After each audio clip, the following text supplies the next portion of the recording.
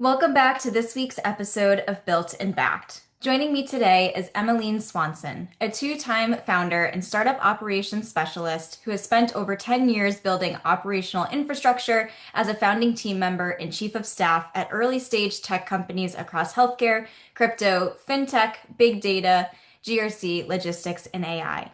Currently, she runs two companies, Frameworks Labs, providing fractional operations, compliance, and HR support for early stage startups, and Privacounsel, offering HR compliance guidance and advocacy for employees navigating workplace issues. Emmeline, welcome to the show. Thanks for having me.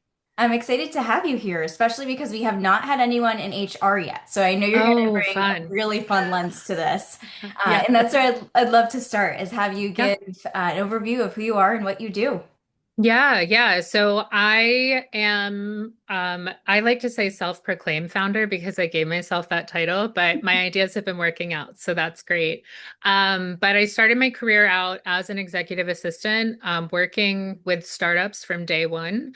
And so I did a brief stint at Palantir to get that big company experience, quickly went back to the startup world.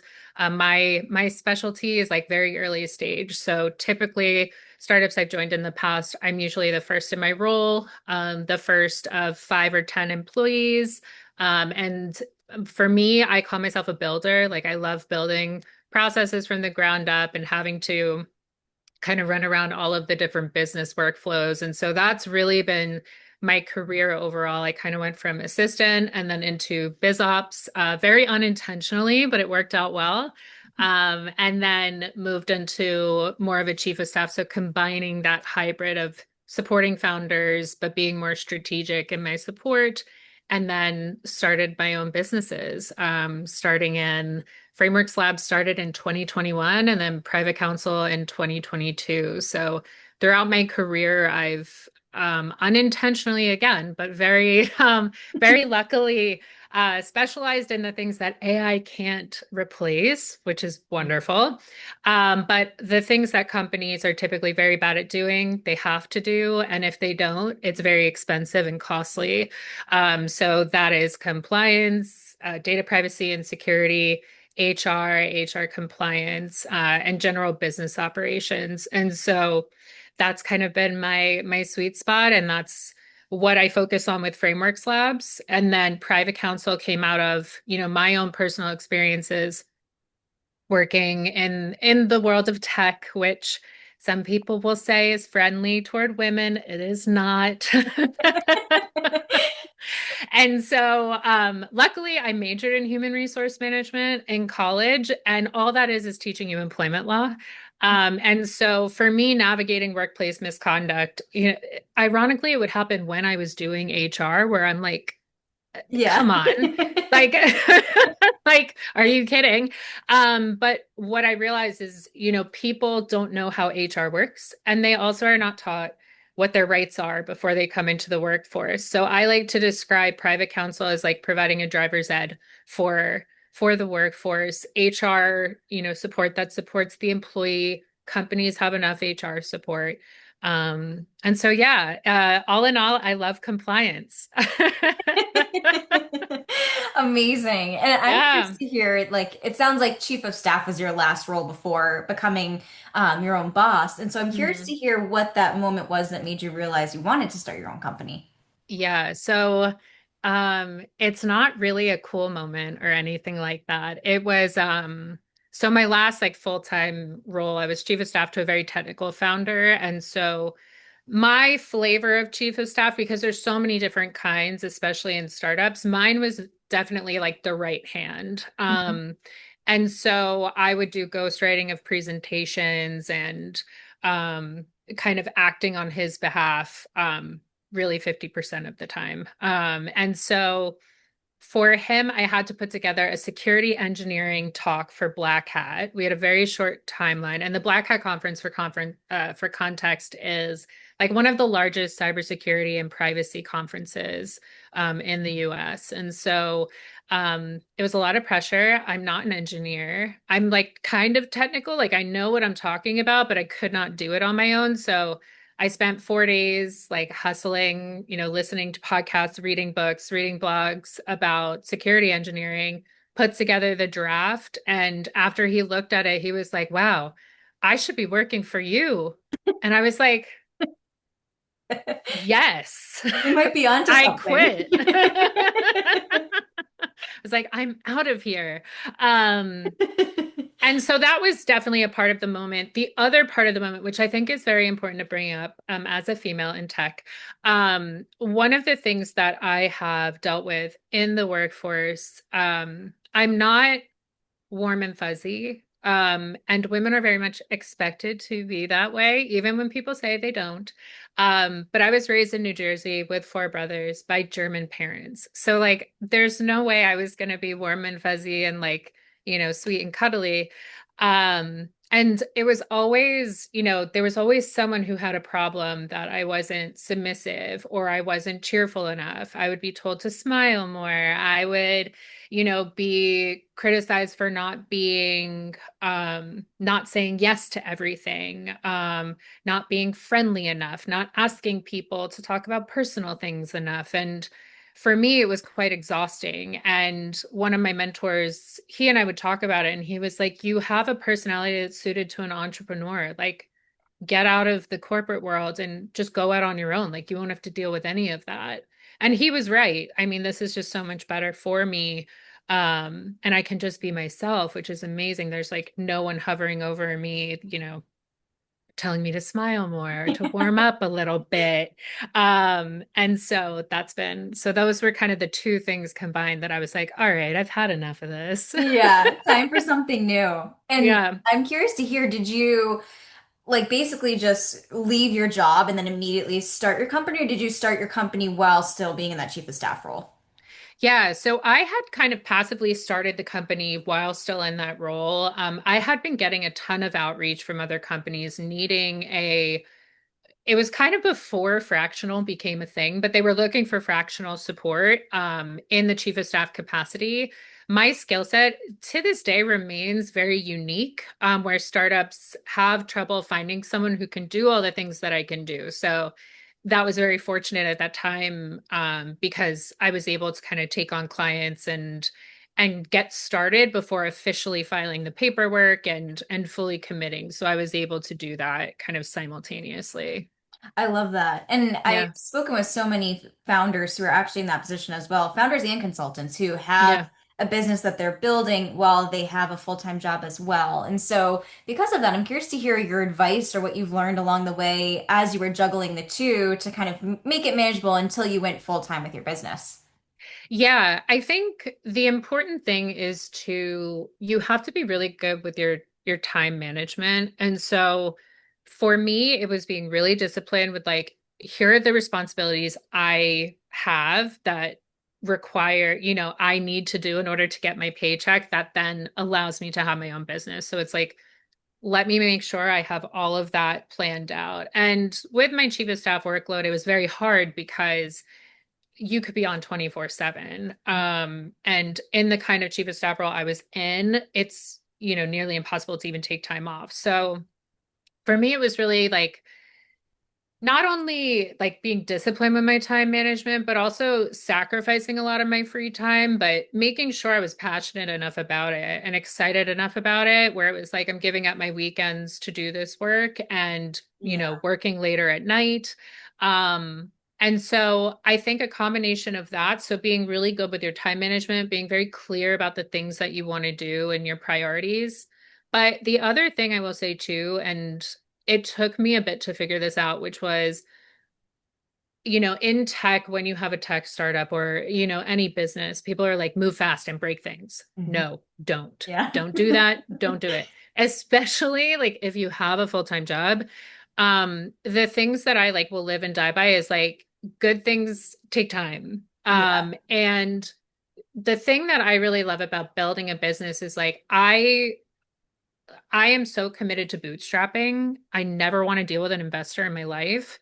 But what was great about that is like taking my time to learn the things that I didn't know. So like I can tell you, I view my businesses as machines. Like I know how every single thing works because I taught myself how to do it, or I already knew how to do it. And so like even things like my companies were in existence before ChatGPT. So things like I wrote all of my copy, like Yeah. all of it.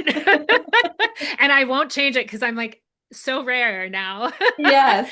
Um, but I would say like take your time and be smart in the beginning because if you just move a million miles an hour, you will burn out. And it is going to be really hard to recover from that, especially if you're working another job. So, like, take your time because, like, small effort compounds into like the bigger picture. And we're inundated on LinkedIn and other platforms with like the overnight success. That's not real. That's not a thing. Definitely Like not, yeah. success takes so much time. And so, like, enjoy it. And I think as a founder, you need to really love learning and like experimenting and trying new things. So, like, view it as kind of this thing you can do in the free time you have of like learning different skills and take your time to get good at those things. And yeah, like just I would say time management and like be excited about learning and take your time.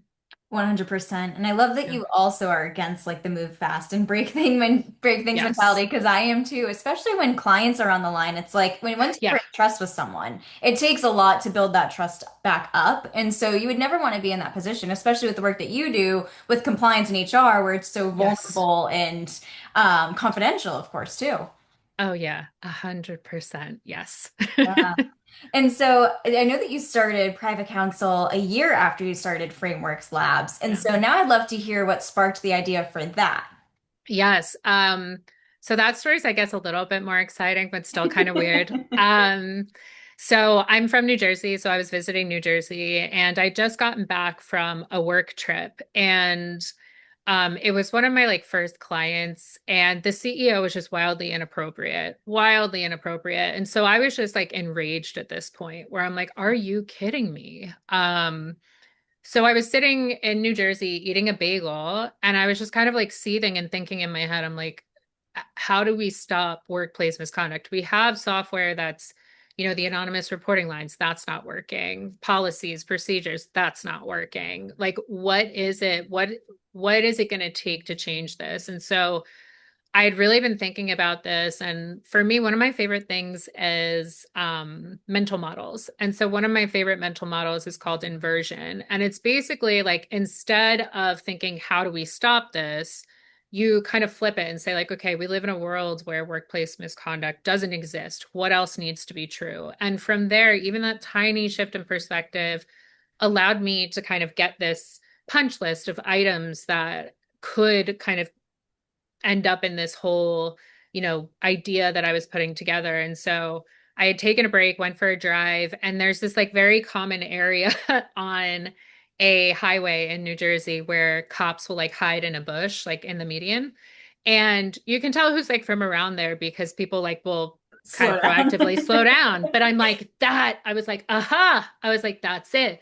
There needs to be an external party, but not for the company, for the employees, where I'm like, okay, picture a world where one day Privacounsel will be a benefit, provided to employees because even, HR is so vulnerable. And I've been in that position where I'm like, people need leverage. And that's the one thing, like when the way to win, if you're dealing with kind of like not so great HR or HR that's ruled by leadership that doesn't care. You have to make it sound like you're talking to a lawyer. You have to make it sound like you know what you're talking about. You have to understand how the system works in order to work it. And so I was like, okay, now I have this idea. And then I just started like furiously putting things together for it. And I was like, I think this is, and nothing exists at this time that is like that. And so, since then I've been building an app that's kind of like this combination between a Rocket Lawyer and Investopedia. And so slowly like building this network of really high quality lawyers for people to get quick access to, and really perfecting the strategy that we're using because it's very rooted in behavioral science. And so I've very much taken my time with that company, but it all came from just like general frustration of nothing is working and there has to be some kind of solution. And so then kind of ran with the idea from there. I love that, especially because to your point, I mean, a lot of these startups will have like the internal HR. So not every HR would be this way, but sometimes I wonder if they might be a little bit more biased because they are internal compared to like an external partner or party. So having private counsel as that external, no Yeah. skin in the game person, I think is huge for any employee. Yeah, and what I tell people, because like the HR community is so divided, where some people are like, yes, HR works for the company, and then others are like, no, we are here to support employees. And it's like, yes, both are true. However, we're Yeah. all employees of the company. So just like every other employee, internal HR, and I've been there, you have to act in the best interest of the company. And Mhm. it's harder to do that when people are not speaking up early. Like, and some HR is just completely rotten, which I hear about all of the time.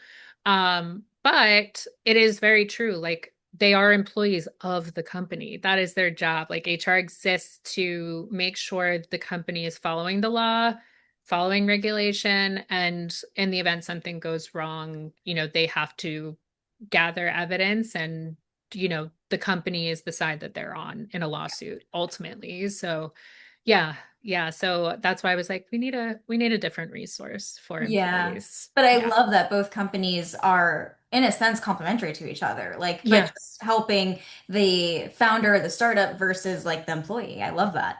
Yeah. Yeah. And so with that, I mean, your advice may be the same as you gave for when you were juggling your full-time role and starting Frameworks Labs, but how do you balance two businesses? I'm curious if you ever feel like you may have to give more attention to one versus the other and go through seasons with that, but I'd love to hear about how you do that. Yeah. I mean, that's kind of an existential question at this point. I would say, it's been interesting because when I started both of my companies, it's certainly been a roller coaster. So, at first I was going like, pedal to the metal with both, but knowing that it would fluctuate like what gets more attention and when. And Mhm. with Privacounsel, it's such a near and dear problem that I'm trying to solve. And it's super sensitive. It's very high risk from a legal perspective. So for me, I was like, this is going to take time. This is going to be at least a 5-year effort to like really get this thing to where I want it. And it's slow and it should be, especially because employment law has been changing so drastically. Mhm. Um, and so it kind of like comes and goes in waves. Now, there have been sometimes like, personal life comes into play. So, like, I lost both of my grandmothers, my dog had gotten sick, and I have a senior dog as well who started having health problems. And in that period of time, I took 4 months off, which is like, you know what, like, let me press pause and then I'll pick up, kind of whatever like needs more attention. And so I kind of let the market demand dictate where my attention goes. And I Mhm. mean, the past year and a half, Frameworks Labs has been, moving a million miles a minute where I established a partnership with Drata, which is in huge demand right now for like SOC 2 compliance and GDPR. And so that's been going really well. So I'm like, okay, we'll kind of shift over here. I'll still take clients with Privacounsel. And we have a digital product which is in beta right now. And so eventually we'll open up access to that when the time is right. But I'm like, I kind of go with what feels, needs more attention based on the demand. Yeah, I love that. And I also love that you gave yourself permission to take a step back when you needed it. And I Yeah. imagine that those few months off probably gave you clarity on some things that maybe you were like thinking about or not sure how to move forward with. And I feel like when we give ourselves the space to think, it's like that's when we get our best ideas and best Yeah. solutions. 100%. I think that 4 month period was the most crucial. Like I had come back knowing, I'd been on the fence about some things with Privacounsel because it's a very dark topic. Yeah. And so kind of figuring out how do I protect my own, mental wellness and the people who work with me, while still providing support. And how do we do that right? And so coming back to that, taking a step back, at that point, I hadn't taken more than 5 days off of work since Oh 2016. my So I was gosh. like, that I was burnt out and I didn't even Yeah. realize it. And so that was so important. That was so important. So I'm actually glad that you brought that up because that was one thing I was thinking, knowing that when you were in your chief of staff role, that was such like a high caliber role that Yeah. involved so much of your time. Did you find it difficult to take a step back when you started your own companies and like set those boundaries for yourself? Like, was it hard to transition to like being like, I don't need to be in 100,000% all the time? Oh yeah. And I still battle with that of like there are times like this week, for example, I'm like, I have a little bit of a lull. I'm like, I'm not going to work. I'm just going to take meetings that are like networking or like this. But I still will get this, like, it's like, you're not doing enough. You need to be doing more. Where I'm like, no, Yeah. no.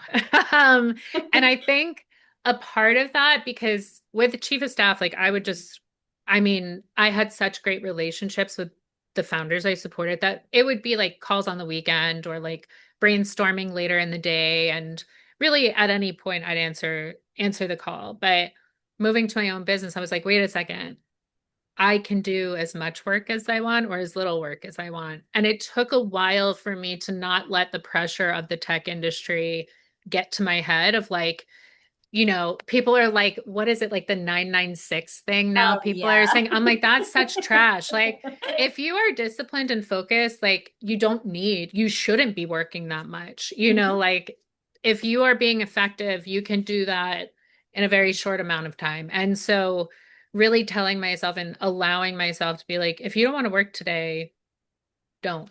Yeah. Like, it's like with Privacounsel, it's like if I don't want to take a case, I have someone I can pass it off to and they can handle it. Yeah.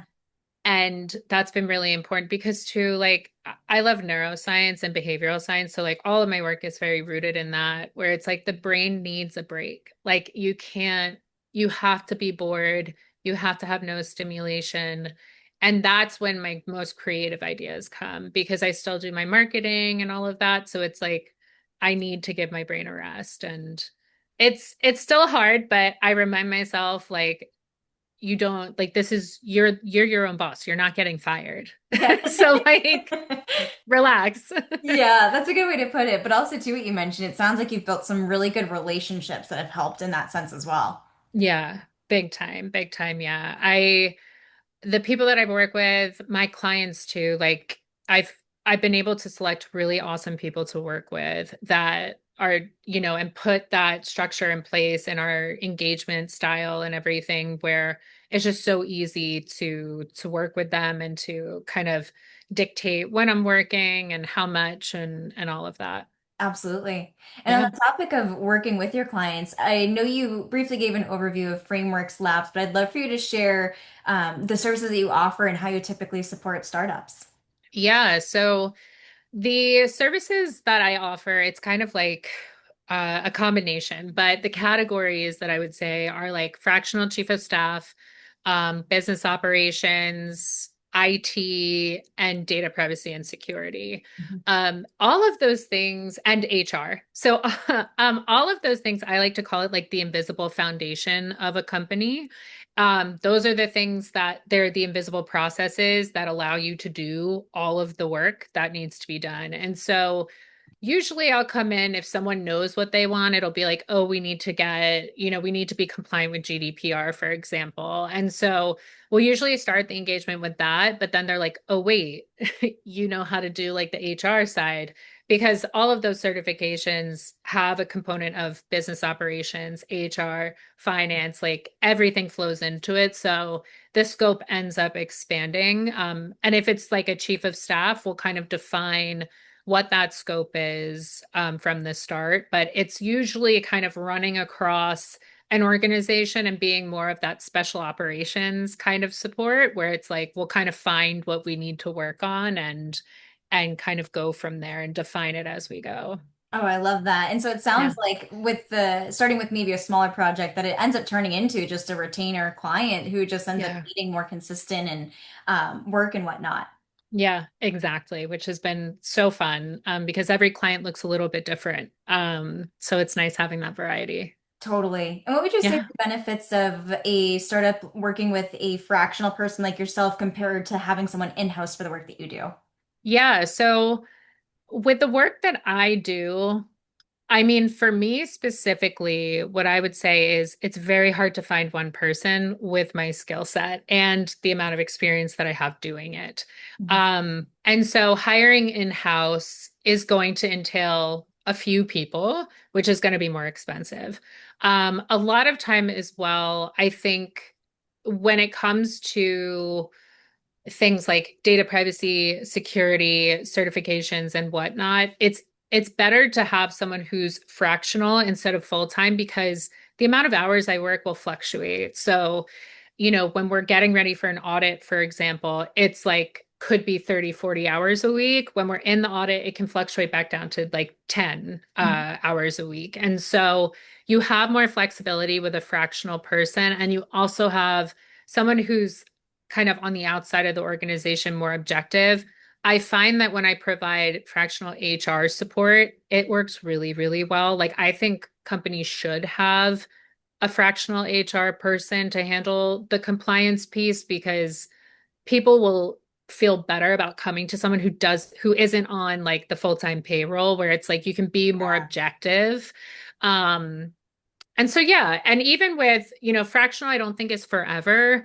But I do think it's great to have in the early stages where it's like we don't know what we're ready to hire for yet, but we'll kind of figure it out as we go. And it's nice to have someone really senior and seasoned so that if you can't afford that person full time, you can hire someone more junior and they have someone who can teach them, show them the ropes and help them, learn how to do their job. Oh, absolutely. Yeah. And I'm glad that you mentioned that because I was going to bring that up as it sounds like you probably likely closely work with in-house employees on different Mhm. projects, depending on what it might be. Yeah.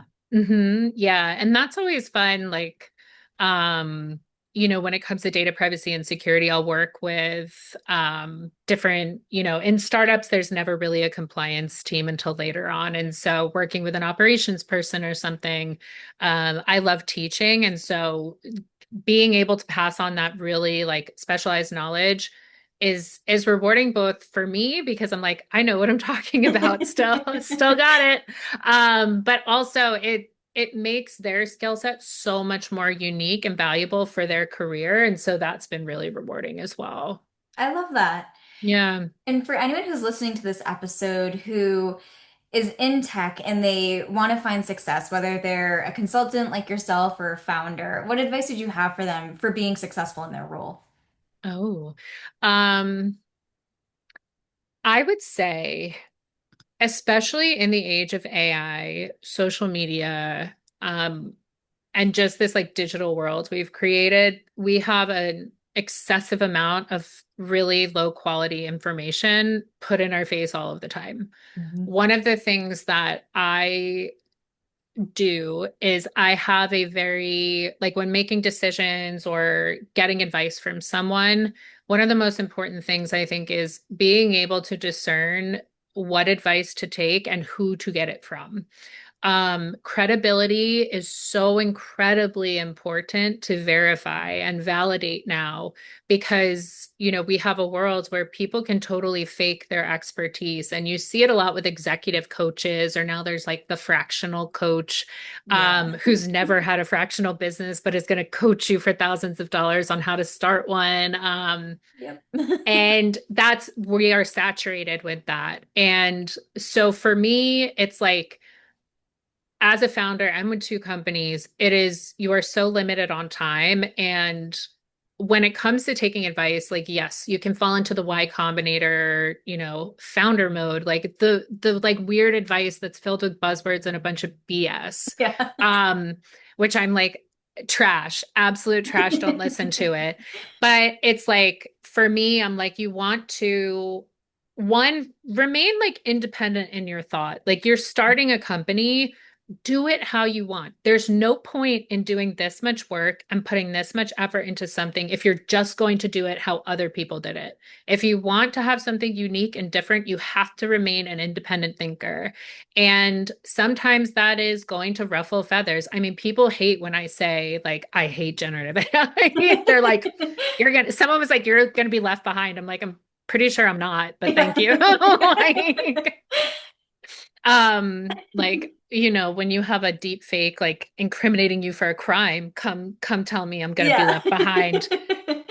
But it's really important to like have strong opinions on things and educate yourself on things, and that will help you to throw out the bad advice and remain like steadfast in your way of doing things. And hey, if it doesn't work, guess what? You can blame yourself. There's no one else where it's like, shoot, I shouldn't have listened to this person. I'm an idiot. Where it's like, Yeah. well, I tried it and it didn't work. So now on to the next thing. Mhm. Um, and so I'd say like that's a big one. Is just like try to keep independent thinking as much as possible and don't just take all of the advice from founders. A lot of times, like it's just trash. But like for me, if you want to know like how to do something really well, it's like take the business context out of it. So like for example, it's like if I want to learn how to like make decisions under intense pressure, I'm going to read biographies of like astronauts or surgeons. Or if I want to kind of learn, and I did do this, like I've trained in martial arts for 14 years now, and that has been a huge source of wisdom for like non-reactivity and how do I handle difficult people. I'm not going to look at an ex-Googler's book about people. Like I'm Right. going to look at people who are experts in that thing. Mhm. And so look to other disciplines for advice and for wisdom. Charlie Munger is an excellent resource as well. Him and Warren Buffett, I think they have the most simple, practical, accessible advice. It's what I've built most of my businesses off of, is just the simple, practical advice. And so, yeah, in short, um, be very critical of your sources of information and advice, and don't get sucked into the hype machine of what everyone else is doing. Like, don't look at your competitors that much. Like, do your own thing and worry about what you're doing, and just leave it at that. Oh my gosh, I love that. Especially like the point that you mentioned too about social media. I mean, that's a big thing as well. Coming from someone who works in social media, but it's like I think I mean it's people always say it's a highlight reel, but I also Yeah. sometimes wonder if like maybe it's the people who are talking the most about what they're doing actually have the least, if that makes sense. And it's like the Yeah. people who aren't really saying anything or just kind of in their own lane are the ones who are really taking off and really finding success in that. Yes, I couldn't agree more. There's actually like a very relevant example of that. Like Sherm is having a very controversial influencer come on to talk about DEI, and the guy has no work. He's only worked for himself making music videos. Like, I'm sorry, you have no credibility. What are you doing? Like, Yeah. Sherm couldn't find a credible person in the profession of HR. I'm sorry, what? Like, to me, I'm like, we gave way too much credibility to the influencer. And like, I've seen some of these influencers in real life. They're weird. They're weird. They don't, but I think you have to be a little bit weird to sit and stare at your phone and talk to people all day as if like you are this guru. Like, I find Yeah. that kind of freaking weird. And so I'm like, I don't know. I think a good example of it is like the lazy girl boss or whatever. Like she like tells people half of her stuff is completely wrong. Like stuff she says about your employer spying on you. And she's never had a role where she's exposed to that. It's all trash. Like, but people follow her and listen to her. And it's like, beware of the influencer. Just beware. Yes. Oh, good Yeah. advice. And on that note, I feel like that's the perfect segue into this question I'd love to ask you is I'd love for you to give a shout out to someone in tech who's doing something cool right now, who you might be really Yeah. admiring. So it could be a founder, another consultant, VC, anyone is fair game. Yeah, so I definitely will shout out my good friend Brian Singleton, not because I like him as a person, he's a wonderful guy, but because he has an awesome product he's building, which I'm currently trying out called Flow Guide, flowguide.io. He is an extraordinary salesperson. I've watched him in his role, like land crazy deals, and he's like the most chill, practical guy you'll ever meet. But his tool is not only data privacy focused, it's really useful, especially for fractional professionals. It's basically like your own private deal room that gives you the ability to just send a link of information over to a prospect. You can track the metrics that matter on that and the engagement. And It's been a game changer, and I really love the product personally. So I'll give Brian my shout out. I love that. That's a good one. Yeah, Emmeline, this has been such a fun episode, and I've so enjoyed having you on Built and Back to likewise. share everything you're doing.